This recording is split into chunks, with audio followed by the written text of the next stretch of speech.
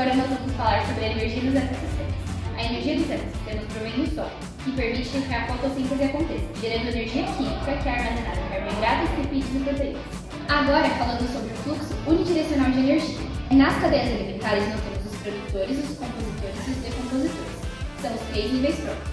A energia entra pelos produtores, eles consomem o que eles precisam de energia e o resto que eles têm é transformado em calor, que passa para os consumidores. Os consumidores pegam um pouco dessa energia e o resto passa para os decompositores. Essa troca de energia acontece como se fosse uma linha, então ela não retorna, ela não volta.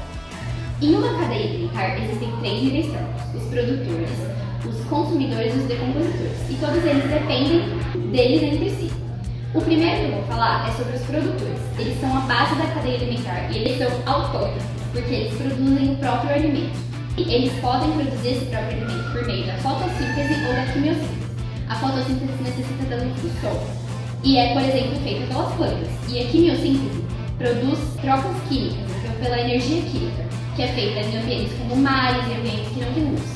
Agora, falando sobre os consumidores. Eles são heterotróficos, porque eles necessitam de outro ser vivo para gerar alimento para eles. E eles podem ser classificados como os três: primário, secundário e terciário. Os primários dependem diretamente dos produtores, porque eles se alimentam deles. Por exemplo, as zebras e os coelhos.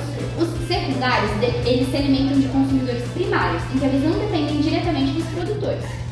Só que os consumidores primários dependem dos produtores, então eles indiretamente dependem dos produtores.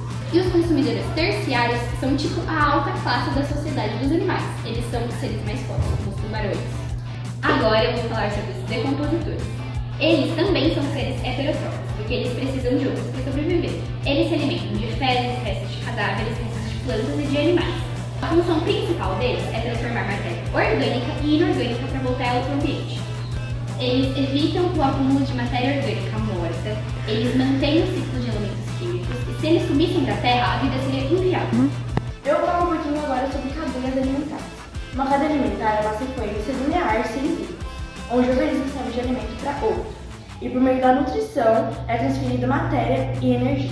Na cadeia alimentar, a energia solar é a primária, onde é absorvida pelos produtores e transferida para outro organismo. Cada organismo tem que ser representado em ordem conforme seu fluxo de energia e obter apenas um nível trófico. Esses aqui são dois exemplos de cadeias alimentares, terrestres e marinhas. E ao analisarmos elas, a gente percebe que se houver alguma retirada ou colocar mais algum organismo nessas duas cadeias, ia ocorrer um desequilíbrio ecológico.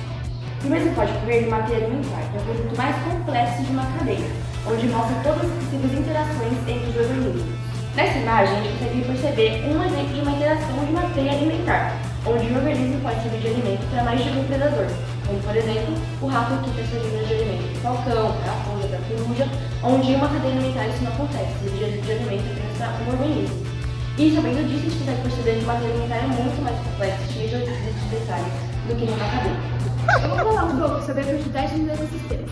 Mas o que é a quantidade dos ecossistemas? É basicamente a quantidade de biomassa formada em um ambiente. A biomassa é a matéria orgânica formada para energia e para respiração. A quantidade ela é dividida em duas, primária e secundária. Ambas também são divididas em duas, bruta e líquida. Começando pela primária. A primária ela ocorre em seres produtores, os que fazem fotossíntese. Então, como exemplo, as plantas. Bruta é toda a energia formada. Então, tipo assim, quando você realiza a fotossíntese, você gera energia. E certa parte dessa energia, ela vai para a respiração, mas o que sobra vira produtividade primária líquida. E na secundária é basicamente a mesma coisa. Os indicadores na produtividade secundária bruta é toda energia que forma, igual a primária. A produtividade secundária líquida é o que sobra. Então pensa, se você comer um pedaço de carne, metade dessa carne vai para os seus músculos e a outra sobra, então vai para a sua energia. E a importância da produtividade nos ecossistemas é porque elas demonstram a importância das cadeias alimentares. Eu vim falar um pouquinho sobre as pirâmides ecológicas.